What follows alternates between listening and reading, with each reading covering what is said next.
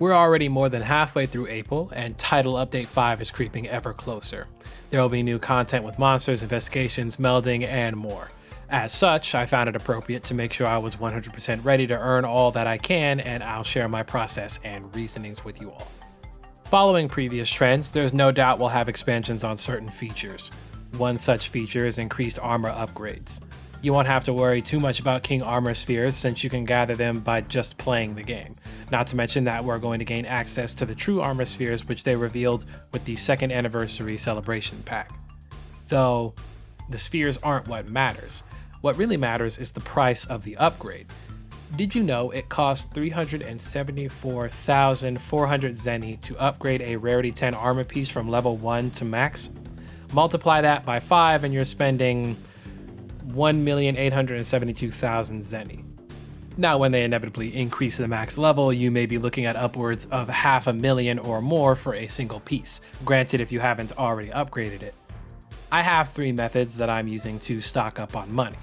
First, the event quest Daimyo and Pearls. It's just the most money for the lowest amount of time. Just a Daimyo in the arena. Once you complete the quest, you can just sell all of it at the end, since I'm certain you're not dying for crab parts, and the eggs can be sold on the spot without needing them to open up your chest and selling manually. You can bang out 60k to 100k every minute or two. Second, hunting a monster you're extremely comfortable with that has pricey parts and just selling them at the end of the quest. This was something I used to do a lot in GU, where I'd repeatedly hunt Alto Ka and just sell everything in the end screen. Wash, rinse, repeat until you reach a spot that you're comfortable with. Third, and possibly the least most acceptable way, is by selling anomaly materials. Monster parts may seem more appealing, but truth be told, the most expensive material you can get from monsters is from their gems, even from elders. And we all know how rare gems and mantles are when you're actually looking for them. However, Afflicted Dire Dark Blood and Risen Dragon Bone Plus cost 11,000, while Royal Amber Essences cost 8,000. I'm sure we'll need these for the future, so you can just sell them at your own discretion. I just have enough that every 1,000 I get, I sell 100, and it's been a pretty decent cash flow ever since. Next is stocking up and conserving anomaly materials and coins. I know I just talked about selling essences, but that's merely a break glass in case of emergency scenario. As I previously mentioned, there will be an expansion of features. For the anomaly related content, you know there's already going to be new items for sale in the anomaly research shop, a new type of essence tied with investigation levels, and possibly a new augment process. As of April 15th, 2023, when I'm writing and recording this video, there hasn't been any new information about augmenting, but let's not kid ourselves. For the most part, we all know how anomaly investigations work. Negative effects increase the total research points, while the number of monsters and their anomaly rank affects the amount and quality of the reward. Pick a quest you're comfortable with, spam it into oblivion, even if it isn't your request completion. It'll eventually fill itself out. By the way, did you know that investigation coins cap out at 9,999? They don't go over that or create a second stack.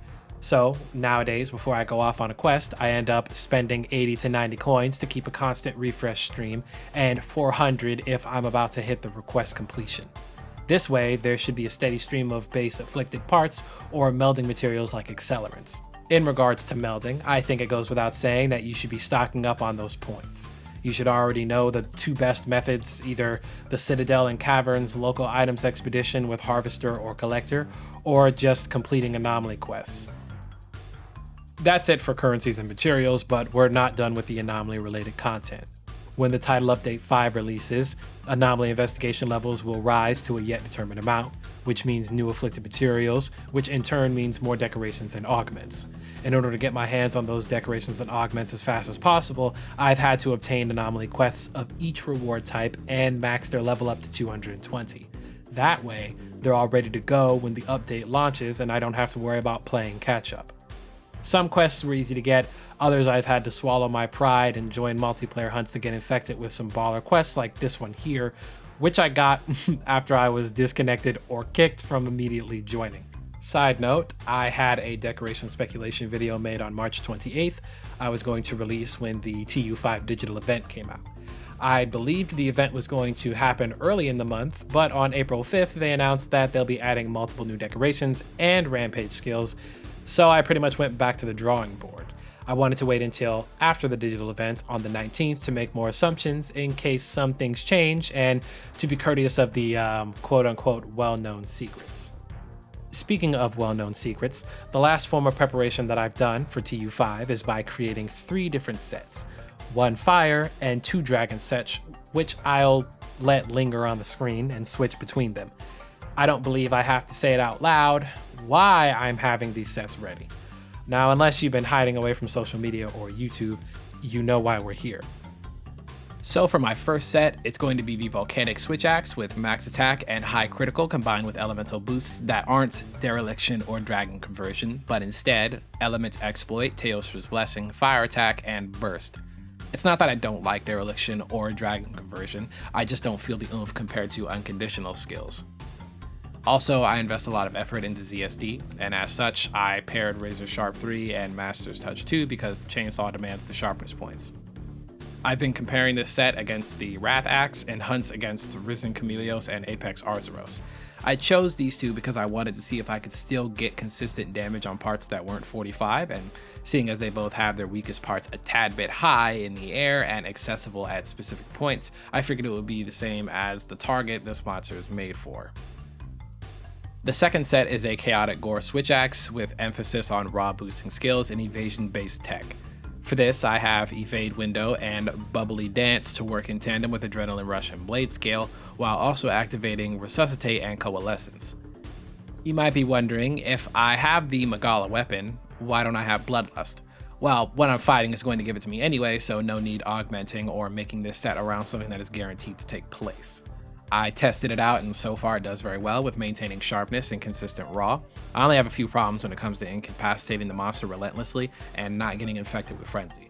For the most part, it isn't a kill monster quick set, none of them are, it's just making sure that my momentum doesn't fall off in a very unexpected event that something I don't know how to, beat or counter appears.